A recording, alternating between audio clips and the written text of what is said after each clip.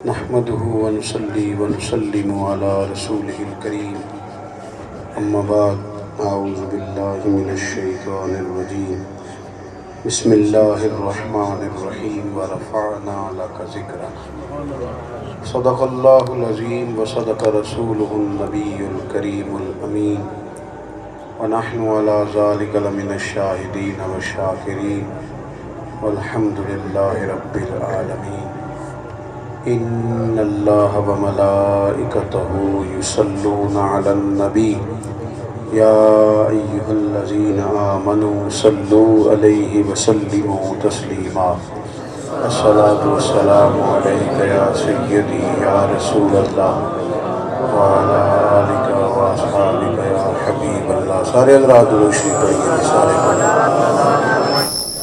الصلاۃ والسلام علیک یا سیدی یا نبی اللہ وعلی آلک واصحابک یا حبیب اللہ۔ حمد و صلاۃ کے بعد دنیا میں سب سے زیادہ نعتیں نبی پاک علیہ السلام کی لکھی گئیں۔ دنیا کے اندر سب سے زیادہ سیرت کی کتابیں نبی پاک علیہ السلام کی لکھی گئیں۔ سب سے زیادہ تعریفیں حضور کے صحابہ کی گئیں۔ سب سے زیادہ منقبت نبی پاک کی اولاد پاک کی پڑھی گئی۔ سب سے زیادہ تعریف حضور کے شہر مبارک کی گئی۔ سب سے زیادہ تذکرے رسول پاک کی ذات گرامی کے کیے گئے۔ اور یہ تذکرہ ایسا ہے جو ختم اس لیے نہیں ہو سکتا کہ رب فرماتا ہے وَرَفَعْنَا لَكَ ذِكْرَكَ، محبوب ہم نے آپ کے لیے آپ کے ذکر کو بلندیاں عطا فرما دی، ہم نے یہ ذکر بلند کر دیا۔ جو شعر ہوتا ہے نا، یہ ذوق ہوتا ہے، اور شعر بھی مستند ہونا چاہیے۔ بس وہ اس طرح کا نہ ہو کہ اللہ تعالیٰ معاف کرے کہ اس کے دامن میں نہ کوئی ادبی لہجہ ہو، نہ کوئی شعری حسن ہو، نہ کوئی معنویت ہو، بس شعر ہی ہو جی۔ کچھ لفظ بعدوں کا جوڑ لیے جاتے ہیں لیکن ان کا کوئی مفہوم نہیں ہوتا۔ محبوب کے لیے شعر کہا جائے تو پھر شعر بھی ذرا خوبصورت ہونا چاہیے، لیکن شرط یہ ہے کہ شعر کہنے والا ایسا شخص ہو جو اس کے رموز سے تھوڑا سا آگاہ ہو۔ میں نے ایک نعت شریف کچھ دن پہلے پڑھی کسی کی، مجھے ذرا اچھی لگی، میں نے کہا میں آپ کو سناؤں۔ کسی نے بڑے اچھے فکرے کہے ہیں۔ اس نے کہا ہے کبھی درود پہن کر کبھی سلام کے ساتھ، ہوا بھی جاتی ہے طیبہ میں پر احترام کے ساتھ۔ کبھی درود پہن کر کبھی سلام کے ساتھ، ہوا بھی جاتی ہے طیبہ میں مگر احترام کے ساتھ، یہ ایک بات ہی کافی ہے اپنی بخشش کو، یہ ایک بات ہی کافی ہے اپنی بخشش کو، ہمارا نام جڑا ہے نبی کے نام کے ساتھ۔ نبی کریم کا امتی ہمیں کہا جاتا ہے، حضور کے غلام کہلاتے ہیں۔ یہ ایک بات ہی کافی ہے اپنی بخشش کو کہ ہمارا نام جڑا ہے نبی کے نام کے ساتھ۔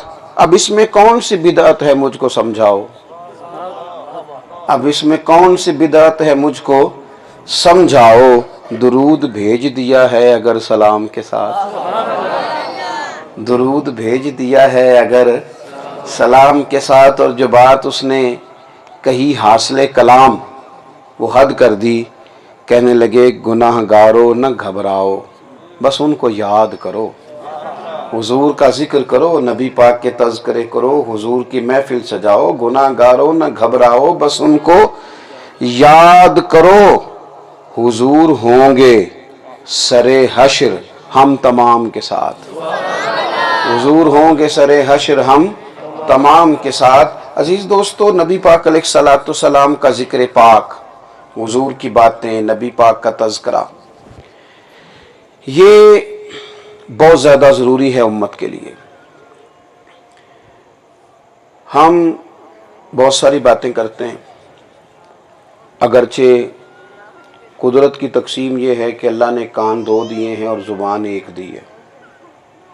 مطلب اس کا یہ بنتا ہے کہ ڈبل سننا چاہیے اور سنگل بولنا چاہیے۔ اس کے باوجود بھی کچھ لوگ بڑا بولتے ہیں، اور پھر یہ ہے کہ کان پر کوئی پہرا نہیں، اللہ تعالیٰ نے زبان پر پہرے بٹھائے ہیں، 32 دانتوں کا پہرا لگایا ہے، آگے 2 ہونٹ لگائے ہیں کہ ذرا اسے باہر نکالنا تو سوچ سمجھ کے نکالنا، لیکن لوگ اس معاملے میں احتیاط نہیں کرتے، بولتے ہیں تو بولتے ہی جاتے ہیں، بے موقع بھی بولتے ہیں، بے محل بھی بولتے ہیں، بے سوچے سمجھے بھی بولتے ہیں، بغیر تحقیق کے بھی بولتے ہیں، پوری بات کا پتہ بھی نہیں ہوتا پھر بھی بولتے ہیں۔ تو اگر کسی نے بولنا ہی ہے اور بولتے ہی رہنا ہے تو بہتر نہیں وہ حضور کی نعت بیان کرے، وہ نبی پاک کا ذکر خیر کرے، وہ حضور کا تذکرہ کرے، نبی پاک کے حسن و جمال کی بات کرے۔ جب اس نے بولنا ہی ہے تو وہ بولے کہ جو بولتا جائے تو اس کے نامہ اعمال میں خیر لکھی جائے، جو بات کرتا جائے تو وہ بات بھی قیامت کے دن اس کے لیے میزان عمل میں نیکی بن کے تولی جائے۔ اگر بولنا ہی ہے تو پھر کیوں نہ وہ حضور کی بات بولے۔ ایک بات تو یہ، دوسری بات یہ ہے کہ جب ہم بولتے ہیں نا کچھ جملے تو ہماری بات دوسروں پر بھی اثر کرتی ہے اور ہمارے اپنے اوپر بھی اثر کرتی ہے۔ یہ مت سمجھے کہ ہماری گفتگو کا اثر دوسروں پر ہی صرف ہوتا ہے، ہماری اپنی ذات بھی اس کا اثر لیتی ہے۔ آپ نے کبھی غور کیا ہوگا کہ جب کوئی بندہ کوئی خوشی والی بات سنانے لگتا ہے، کوئی لطیفہ سنانے لگتا ہے، کوئی مزاح والی بات کرنے لگتا ہے، کوئی ایسی بات کرنے لگتا ہے جس میں وہ ہنس پڑے گا یا سامنے والا سن کے ہنس پڑے گا، تو وہ بات ابھی وہ سنائی نہیں اس نے، وہ صرف یاد آئی ہے اسے کہ میں سناتا ہوں، تو یاد آنے پر ہی وہ ہنس پڑتا ہے اور اتنا ہنستا ہے کہ لوٹ پوٹ ہو جاتا ہے، ابھی اس نے کہیں نہیں سنائی نہیں، ابھی اس کے ذہن میں ہے۔ اور اسی طریقے سے اگر کوئی شخص ایسی بات کرنے لگے جو غم والی ہے، جو دکھ والی ہے، جو کرب والی، جس میں کسی تکلیف کا اظہار ہے، تو ابھی پوری طرح بندہ وہ بات بیان نہیں کرتا، کرنے سے پہلے رو پڑتا ہے اور اسے تسلی دینی پڑتی ہے، تشفی دینی پڑتی ہے، کہنا پڑتا ہے یار حوصلہ کر، بات تو بتا، لیکن ابھی اس نے بتائی نہیں، یاد کی ہے۔ معنی کیا ہے؟ خوشی والی بات کرنے سے پہلے ہنس پڑا ہے، رونے والی بات سے پہلے رو پڑا ہے۔ مطلب یہ ہے کہ ہماری باتوں کا اثر صرف سامنے والے پہ نہیں ہوتا، ہمارے اپنے اوپر بھی ہوتا ہے۔ یہ چونکہ ہمارے اوپر اثر ہوتا ہے ہماری باتوں کا، لہذا بہتر نہیں ہم حضور کی سیرت پاک کی بات کریں، ہم اپنے نبی پاک علیہ السلام کے ہمیشہ سچ بولنے کی بات کریں، ہم حضور کی صداقت کی بات کریں، دیانت کی بات کریں، صادق اور امین ہونے کی بات کریں۔ نبی پاک صلی اللہ تعالی علیہ وسلم نے جو ہمیں طہارت کا سبق پڑھایا ہے کہ تمہاری سوچیں بھی صاف ہوں، تمہارا ذہن بھی صاف ہو، تمہارا رزق بھی پاک ہو، تمہارے افکار و خیالات بھی پاک ہوں، ہم جب حضور کی باتیں کریں گے تو باتیں ہمارے اوپر اثر کریں گی۔ جو تذکرہ ہم رسول پاک کا کرتے جائیں گے، خدا کے فضل سے اللہ تعالیٰ اس طرح کی توفیقات ہمیں بھی عطا فرمائے گا۔ اگر ہم چاہتے ہیں کہ سوسائٹی کے اندر وہ چلن عام ہو جو سیرت ہمیں دیتی ہے، جو حضور کے نقش پا سے ہمیں ملتا ہے، تو پھر ہمیں خود حضور کا ذکر کرنا چاہیے اور بار بار کرنا چاہیے۔ اور تیسری بات، بعض لوگوں کا بندہ ذکر اس لیے بھی زیادہ کرتا ہے کہ وہ محسوس کرتا ہے کہ میرا میں نہیں اس کا ذکر کرتا، وہ بھی میرا بڑا کرتا ہے۔ لوگ کہتے ہیں محبت کا جواب محبت سے دینا ہے، پیار کا جواب پیار سے دینا ہے، تحفے کا جواب تحفے سے دینا ہے۔ وہ فلاں آدمی جناب میرا تذکرہ بڑا کرتا ہے، وہ میرا کرتا ہے، تو پھر وہ مجھے دعوت دیتا ہے، پھر میں اسے دعوت دیتا ہوں، اس کے میرے بارے میں جذبات بڑے خیر کے ہیں تو میرے دل میں بھی اس کے لیے بڑی کشادگی ہے۔ جب ہم اس لیول پہ بھی اگر سوچیں اور کبھی اس بات کو اپنے ذہن میں لائیں کہ یار فلاں آدمی میری بات کرتا ہے، فلاں شخص جو ہے وہ میرے بارے میں بڑے جذبات رکھتا ہے، خیر خواہی کرتا ہے میری، تو میرے اعلیٰ حضرت فرماتے ہیں اگر اس پہلو سے بھی سوچو تو پھر بھی تمہیں سب سے زیادہ نعت مدینے والے محبوب کی پڑھنی چاہیے۔ کیوں کہ جتنی خیر خواہی حضور نے ہماری کی ہے، جتنا ذکر ہمارا نبی پاک نے فرمایا ہے، کیا کہتے ہیں اعلیٰ حضرت؟ کہتے ہیں جو نہ بھولا ہم غریبوں کو رضا، ذکر اس کا اپنی عادت کیجئے، عادت بنا لو حضور کا تذکرہ کرنا، اس لیے کہ حضور کبھی بھی ہمیں بھولے نہیں ہیں۔ اور ایک اور بات، حضور کا ذکر موسمی نہیں، موسم کا پابند نہیں۔ ہمارے یہاں کچھ چیزیں لوگوں نے بالکل موسمی بھی کر دی ہیں، یعنی کچھ لوگوں کا موسم ہوتا ہے रमज़ान, कुछ लोगों का मौसम होता है रबीउल अव्वल। हुजूर का ज़िक्र पाक मौसमी नहीं, ये मेरे रसूल पाक का तज़किरा है, ये हर दौर में था, हर दौर में रहेगा, ये मौसमी नहीं। और कभी भी इस तरह का मिजाज हमें नहीं बनाना चाहिए कि मैं जनाब आजकल परेशान हूँ तो मिलाद शरीफ, और आजकल हालात इस तरह के हैं तो ज़िक्र पाक, और आजकल मेरे ऊपर दुख का गलबा है तो आप मुझे कह रहे हैं कि हुजूर के ज़िक्र पाक में बैठो, तो बस ज़रा मैं तकलीफ़ में हूँ तो मैं इसलिए थोड़ी सी आपसे गुंजाइश चाहता हूँ। खुदा के बंदो, हुजूर का ज़िक्र मौसमों का पाबंदी नहीं, मौसम दुख का हो या सुख का हो, मौसम ज़ाहिरी तौर पर दुनिया के लिहाज से बहार का हो या खिज़ा का हो। आला हज़रत फरमाते हैं कि उनके निसार कोई कैसे ही रंज में हो, वो जब याद आ गए हैं तो सब गम भुला दिए। हुजूर का ज़िक्र पाक तो गमों को भुला देता है। और आप कभी हुजूर के मुकद्दस सहाबा की जमात पर नजर डालें तो उन्होंने मौसम नहीं देखा। एक तो यह है कि वो मस्जिद नबवी शरीफ में बैठ के हुजूर का ज़िक्र पाक करते, एक तो यह है कि वो जहां भी इकट्ठे बैठते हुजूर का जिक्र छेड़ लेते। लेकिन अगर हालात गैर मामूली भी होते, सख्त भी होते, तो फिर भी वो हुजूर का जिक्र पाक करते। आप देखिए बदर वाले दिन मुसलमानों की तादाद थोड़ी है, काफिर ज़्यादा हैं, उनके पास खाने पीने की अशिया ज़ाहिरी तौर पे ज़्यादा हैं, मुसलमानों पर हालात कमज़ोर हैं। सहाबा ने इस परेशानी का भी लोगों को बताया, हुजूर की दुआ का भी बताया, लेकिन हुजूर की फजीलतें बयान करना नहीं भूले। उन्होंने जहां बदर के सख्त तरीन हालात से लोगों को आगाह किया, वहीं बुखारी मुस्लिम में मौजूद है कि हज़रत अनस बिन मालिक ने यह भी बता दिया कि लोगों, मेरे हुजूर के इल्म शरीफ की शान ये है कि हुजूर ने तो बदर वाले दिन एक दिन पहले ही लकीरें खींच के कह दिया था फलाना काफिर यहाँ मरेगा, फलाना यहाँ मरेगा, फलां यहाँ मरेगा। हुजूर ने तो पहले ही, वो हुजूर के इल्म पाक का तज़किरा भी साथ साथ ही करते रहे। उन्होंने ओहद के अंदर हुजूर के मुकद्दस दांतों के शहीद होने की बात भी बताई है, और हुजूर के हाथ उठा के काफिरों की हिदायत की दुआ करने की और उन्हें माफ करने की नबी पाक की आला सिफ्त की नात भी ओहद में बयान फरमाई। उन्होंने यह भी बताया कि खंदक वाले दिन हालात बड़े सख्त थे, लोगों ने पेट पे पत्थर बांधे हुए थे, लेकिन इस भूख में, इस आजमाइश में हुजूर का जिक्र नहीं भूले। उन्होंने साथ ये भी लोगों को बताया कि लोगों, हालात बड़े सख्त थे, पेट पे पत्थर थे, पर जब नबी पाक ने कुदाल पकड़ी थी ना चट्टान तोड़ने के लिए, तो हुजूर एक ज़रब लगाते थे तो साथ एक मुल्क के फतह होने की खुशखबरी भी सुनाते थे। फिर हुजूर चट्टान पे एक दफा ज़रब लगाते थे तो फरमाते थे, लो अल्लाह ने शाम की कुंजियां भी हमें दे दी। वो रसूल पाक सल्लल्लाहु तआला अलैहि वसल्लम की फजीलतें बयान करना किसी जगह भूला नहीं करते थे। उन्होंने हमें बताया कि तबूक वाले दिन हालात बड़े सख्त थे, वो कहत का आलम था, जाना बड़ा मुश्किल था। हुजूर ने बाकायदा सहाबा से कहा कि अपने मुजाहिद भाइयों के साथ ताउन करो ताकि सफर आसान हो सके। ये भी उन्होंने सबक पढ़ाया, और वापसी पे ये भी बताया कि हालात जितने भी कठिन थे, हमारे पास खाना खत्म हो गया, हम ऊँट ज़िबा करने लगे, ये मुस्लिम शरीफ में मौजूद है। तो हज़रत उमर ने हमें मशवरा दिया कि यार अगर ऊँट ज़िबा करोगे तो सवारियाँ किसको बनाओगे, वापस मदीना शरीफ भी जाना है, तो उमर फिर आप बताएं। तो उमर फारूक फरमाने लगे, जितना जितना खाना है इकट्ठा करके लाओ ना। कहते हैं हम सारा इकट्ठा करके लाए। हज़रत उमर ने हुजूर के सामने रखा, या रसूलल्लाह बरकत की दुआ कर दें। कहते हैं वो थोड़ा सा खाना था, लेकिन हुजूर ने दुआ की तो सैकड़ों के लश्कर को पूरा आ गया, और भर भर के हम बर्तन ले गए।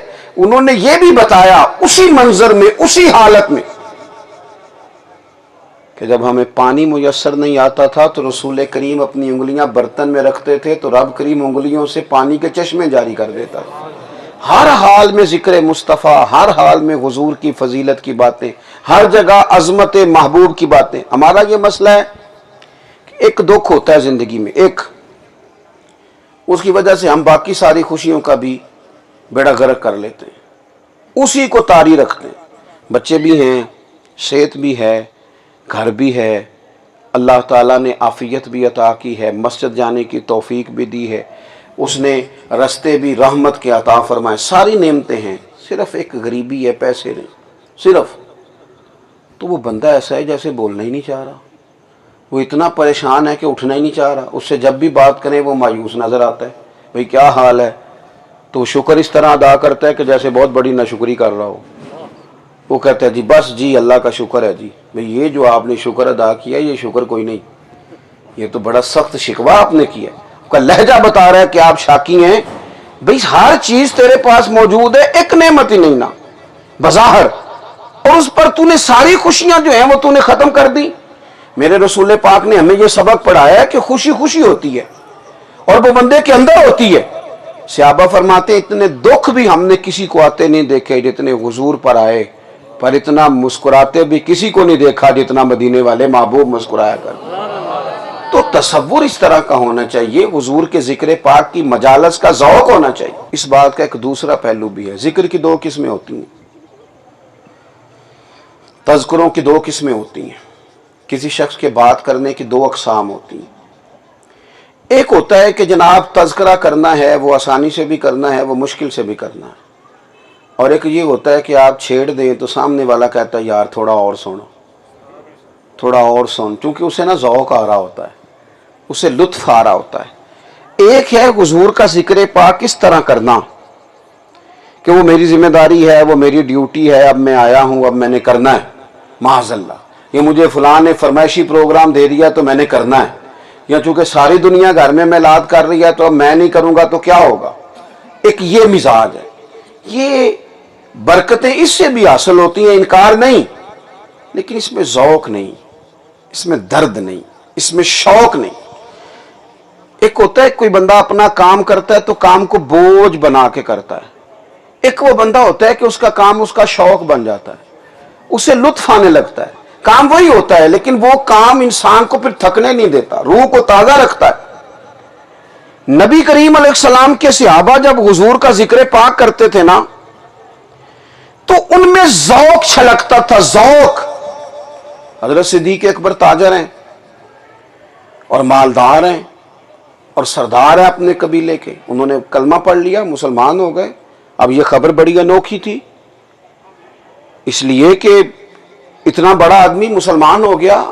ان کے جو تاجر دوست تھے وہ پریشان ہو گئے، اور وہ دوست کون کون سے تھے؟ حضرت عثمان غنی، حضرت طلحہ بن عبید اللہ، حضرت زبیر بن عوام، حضرت سعید بن زید علیہم رضوان. یہ سارے بعد میں عشرہ مبشرہ کی جماعت میں شامل ہوئے. یہ تاجر کہتے ہیں سارے کہ ہمیں پتہ چلا ابو بکر کلمہ پڑھ گئے ہیں تو ہم تو صرف تصدیق کرنے گئے، سلام لی، چائے پانی آ گیا تو ہم نے کہا ابو بکر یار خبر پھیلی ہوئی ہے کہ آپ مسلمان ہو گئے. تو کہتے ہیں اس کا جواب بڑا سادہ تھا، ہاں اور نہ میں دے دیتے، لیکن ابو بکر صدیق نے ہمیں بٹھا لیا اور پھر انہوں نے اس رنگ میں حضور کی باتیں کی، اس ترتیب سے میرے کریم کا ذکر کیا. آنا میرے دل آمنہ کے لال کی باتیں کریں.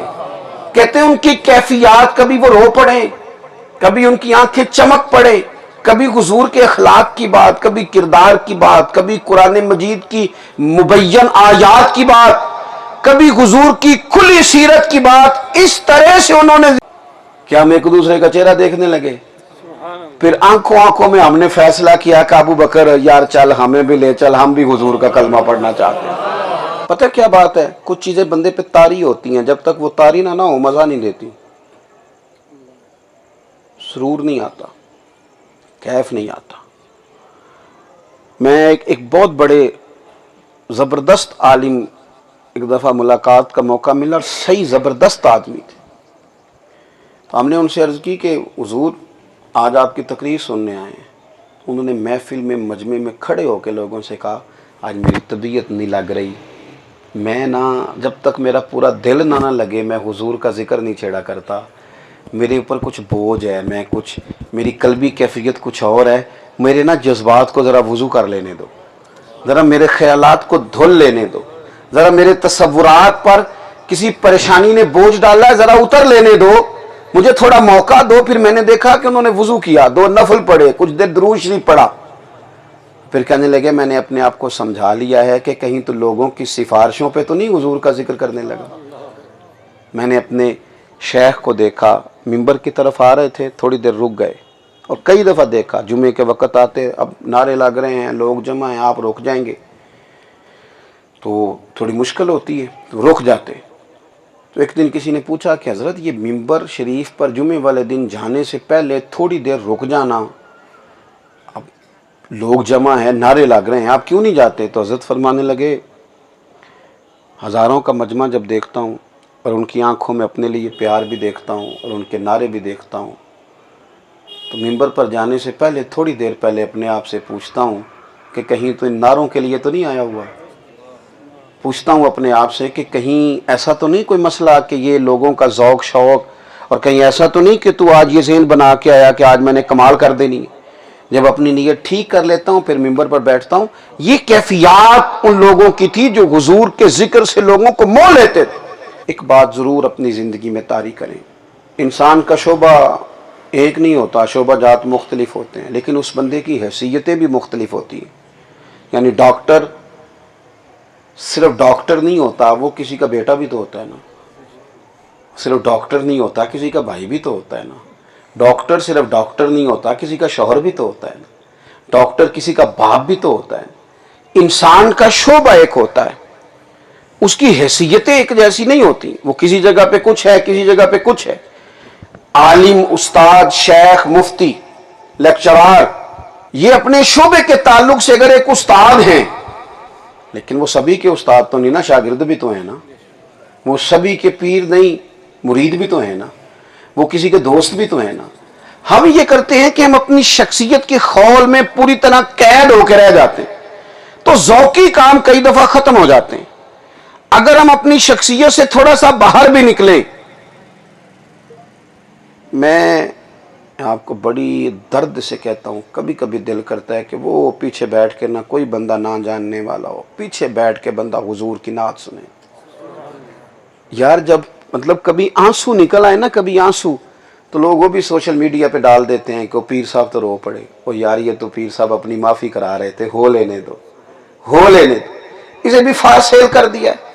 کبھی بندہ پیچھے بیٹھے، اگر کیفیت ایک جیسی رہے نا ہمیشہ، تو پھر بندے میں خشکی آ جاتی ہے۔ دیکھیں نا، اگر دولت کے بل بوتے پہ ہی کوئی بندہ سارا کچھ تولنا شروع کر دے تو پھر تو وہ شادیاں بھی تجارت ہیں، ملاقاتیں بھی تجارت ہیں، وہ تو ہر جگہ بزنس سیدھا کرتا ہے۔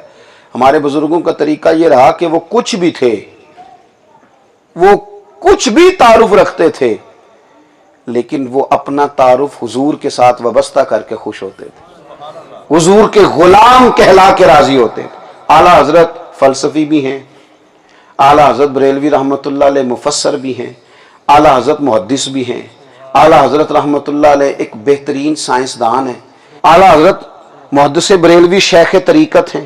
اعلیٰ حضرت کی کتابیں آپ پڑھیں گے تو مختلف فنون پر آپ نے لکھا ہے، آپ ایک زبردست مفتی بھی ہیں، لیکن یہ سارے تعارف وہ چھوڑ دیتے تھے۔ پتہ کیا کہتے تھے؟ خوف نہ رکھ رضا ذرا، تو ہے عبد مصطفیٰ، تیرے لیے امان ہے، تیرے لیے امان ہے، اور تو نبی پاک کا غلام ہے، تیرے لیے امان ہے۔ وہ اپنا تعارف ہمیشہ یہی کہتی ہے بلبل باغ جنا کہ رضا کی طرح کوئی سحر بیاں نہیں ہند میں واصف شاہ خدا، مجھے شوخی طب رضا کی قسم۔ وہ ہمیشہ اپنا تعارف اسی سے کراتے تھے۔ وہ کہتے تھے تجھ سے در در سے سگ، سگ سے ہے مجھ کو نسبت، میری گردن میں بھی ہے دور کا ڈورا تیرا۔ انہوں نے ساری زندگی اپنے آپ کو حضور کا گداگر بنا کے وقت گزارا، سارے تعارف تھے، کہلائے جا سکتے تھے۔ ہم جب تک اپنا یہ والا تعارف پکا نہیں نہ کرا لیتے کہ ہمارا رشتہ رسول پاک کے ساتھ ہے، ہمارا رشتہ نبی پاک کے ساتھ۔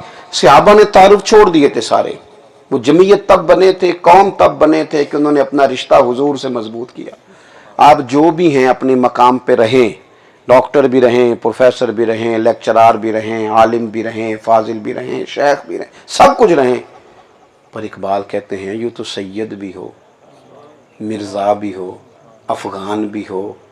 یہ پوچھنے کا انداز دیکھو، یوں تو سید بھی ہو، مرزا بھی ہو، افغان بھی ہو، اور تم سبھی کچھ ہو، بتاؤ کہ مسلمان بھی ہو، بتاؤ کہ مسلمان بھی ہو۔ تمہارا یہ والا تعارف کدھر گیا، یہ والا تمہارا تعارف کدھر گیا؟ میں بڑی پہلے کی بات ہے، تو میں ایک دفعہ گزر رہا تھا، ایک محفل سے ہم لوگ باہر نکلے، تو میں گاڑی میں جاتے ذرا اکیلا ہی تھا، ہم تھوڑا سا آگے میں بڑھا تو ایک صاحب نے پیچھے سے آواز دی، کہنے لگا او ملاد والے جا رہے جی، ملا دیے۔ تو ہر روز غصہ نہیں کرنا چاہیے، کبھی کبھی مزہ بھی لینا چاہیے۔ میں انہوں آکھیا، میں کہ یار ایک کاری پھر آکھی، کہندے ہم ملا دیے جا رہے ہیں، میں کہ یار پھر آخ مزہ بڑا آ رہا ہے۔ وہ کہنے لگا نہیں وہ مولوی صاحب آپ نے سن لیا ہے، میں نے کہا نہیں تو یار تو پاویں جڈا مرضی کوڑا کر کے آخ، جدو مینوں جو مزہ آ رہا ہے تو ایک کاری اور آخنا، مزہ تے لین دینا گل دا۔ اس آخیا ملا دیے جا رہے ہیں، میں کہا ویکھنا تو میرا تعارف بھلا کی کرایا، تو تعارف میرا بھلا کی کرایا، یعنی تو نے کوئی یہ تو نہیں کہا کہ یہ فلانے ایم پی اے کا چاپلوس ہے، یہ تو نہیں تو نے کہا کہ یہ فلانے ایم ایل اے کے گھر کے چکر پھیرے لگاتا ہے، یہ تو نہیں نہ کہا کہ وزیر کے ہاں آتا جاتا ہے، یہ تو نہیں کہا کہ فلان جگہ میں بیٹھا دیکھتا ہوں، یہ تو نہیں کہا فلانے کے قصیدے لکھتا ہے، تو نے مجھے کہا یہ حضور کا ملاد پڑھتا ہے۔ یہ نالوں تگڑا تے تانا ہو رہا ہی کوئی نہیں۔ جے کر یار دے نام دا ملے مینا، انہوں چولی پا لئیے پنجے سٹیے نا، جے کر یار دے نام دی ملے سولی، چوٹا چوٹ لئیے پیشاں ہٹیے نا۔ اور یار بڑے تانے دیتے تھے لوگ، بڑی تانے دیتے تھے، پر حضور کے غلام اس کا مزہ لیتے تھے۔ اس کا تو مزہ ہے، ہم نے نہیں کبھی ڈر ڈر کے سیم کے۔ ایک دن مجھے ایک صاحب کہنے لگے، وہ میرے بزرگ فرمایا کرتے تھے مولوی صاحب مرید ہو کے بھی مرید نہیں ہوندے، وہ خلیفہ ہی ہوندے نے، شاگرد ہو کے بھی شاگرد۔ مجھے ایک دن ایک صاحب کہنے لگے سنا ہے آپ کی حضور تاج الشریعہ سے نسبت ہے، میں کہو کچی پکی گل کیوں کرنا ہے، اسی نوکر انہاں دے بچیاں دے بھی، اسی خادم ہاں انہاں دی گلی چو لنگنے والے جانوراں دے بھی۔ برساتاں وچ میں خانے دی چھت اتے بہ کے پیتی ہے، میں پہلا واں انہاں رنداں تو جن نے کھلی بغاوت کیتی ہے۔ منافقہ ہار نہ چاہے پار مسلے دا، نہ پڑی کدے نہ نیتی ہے، اکو یار دی یاد پکائی ہے تے او یاد مکمل کیتی ہے۔ اکو یار دی یاد پکائی ہے تے پھر او یاد مکمل کیتی ہے۔ میرا تے مورخ وائزہ ایسے ہی تے گل دا جھگڑا ہے، میں آخنا رب ہر تھان تے وے، او آخدا رب مسیتی ہے۔ عزیز دوست، زندگی میں نا انسان کو کچھ چیزیں ذوق سے بھی کرنی چاہیے، کچھ باتیں لطف سے بھی لے لینی چاہیے۔ تو حضور کا ذکر پاک کریں تو اس کی کیفیت ہو، اس کا درد ہو۔ دیکھیں نا اعلیٰ حضرت رحمت اللہ علیہ جو حضور کی نعت پاک لکھتے ہیں نا، تو آج لوگ اس پر پی ایچ ڈی کر رہے ہیں۔ میں ایک دفعہ ایک بڑے پاکستان کے معروف شاعر ہیں، میری ملاقات ہو گئی، تو میں نے کہا آپ نے اعلیٰ حضرت کو پڑھا؟ کہنے لگے یار 2 شعر ہی پڑھ کے نا تو میری تو بس ہو گئی۔ میں نے بڑے بڑے شعراء کو دیکھا، شاعر اکثر مبالغہ رائی کر جاتے ہیں، پر اس بندے نے حضور کی محبت میں جو کچھ کہا ہے نا، کوئی حد چھوڑی نہیں، کمال کر دی۔ بعد از خدا بزرگ توئی قصہ مختصر، یہ جو کہہ سکتے تھے نا خدا کے بعد، جنہوں نے محبوب پاک کی عظمت میں وہ کہا، کہنے لگے دیکھو نا کیسا شعر کہا ہے، جس کی 2 بوند ہیں کوثر و سلسبیل، جس کی 2 بوند ہیں کوثر و سلسبیل، 2 بوند، 2 بوند، وہ 2 بوند حضور کے پسینے کی مل جائیں یا لبھائے مبارکہ سے لعاب دہن، صرف 2 بوند، 2 قطرے کوثر و سلسبیل۔ کہتے ہیں یہ بات کہہ کے تو بات کو کھلا چھوڑ دیا، یہاں قید نہیں کیا کہ 2 بوند ہیں کوثر و سلسبیل، پھر اس کو آگے اتنا کھلا چھوڑا ہے کہ مر جائے بندہ سوچ سوچ کے، جس کی 2 بوند ہیں کوثر و سلسبیل، صرف 2 بوند سے کوثر و سلسبیل بن گئے، جس کی 2 بوند ہیں کوثر و سلسبیل، ہے وہ رحمت کا دریا ہمارا نبی۔ یہ 2 بوند سے کوثر و سلسبیل بن گئے، باقی دریا تو ذرا پیچھے ہے ابھی۔ اور جس کے قدموں کا دھوون ہے آب حیات، قدموں کا دھوون ہے آب، ہے وہ جان مسیحا ہمارا نبی۔ نبی پاک علیہ السلام کے ذکر میں جب یہ والا ذوق آتا ہے، جب یہ والا درد آتا ہے، پھر کہنے لگے غمزدوں کو رضا مجدہ دیجئے کہ بے کسوں کا سہارا ہمارا۔ جب اس طرح ذوق سے حضور کا ذکر پاک کیا جاتا ہے تو پھر نا کوئی رسم نہیں رہ جاتی کہ یہ ایک رسم ہے تو لہذا ادا کرنی ہے، یہ کام ہے تو لہذا کرنا ہے، پھر اس کا نا پورا ذوق انسان کو نصیب ہوتا ہے۔ تو ایک تو حضور کا ذکر پاک ضروری ہے، اس کی عقلی نقلی وجوہات ہیں جو میں نے عرض کی، اور ایک یہ کہ وہ پوری کیفیت کے ساتھ ہو، لطف کے ساتھ ہو، وہ فرمائشی پروگرام نہ ہو، ڈیمانڈوں پر مبنی نہ ہو کہ آج کل لوگ یہ سنتے ہیں لہذا یہ بن جاؤ، آج کا فلاں یہ کہہ رہا ہے لہذا اس رنگ میں رنگ جاؤ. وہ فرمائشی پروگرام نہ ہو، وہ نظریاتی ہو. انسان کا قلب، اس کا دل، اس کی روح اور اس کی قلبی واردات اس بات کی گواہی دیتی ہو کہ جو میں کہہ رہا ہوں میں دل سے کہہ رہا ہوں. اللہ تعالیٰ کی بارگاہ میں دعا ہے اللہ تعالیٰ ہمیں سمجھنے کی، عمل کرنے کی توفیق رفیق عطا فرمائے. آخر دعوانا الحمدللہ رب العالمین.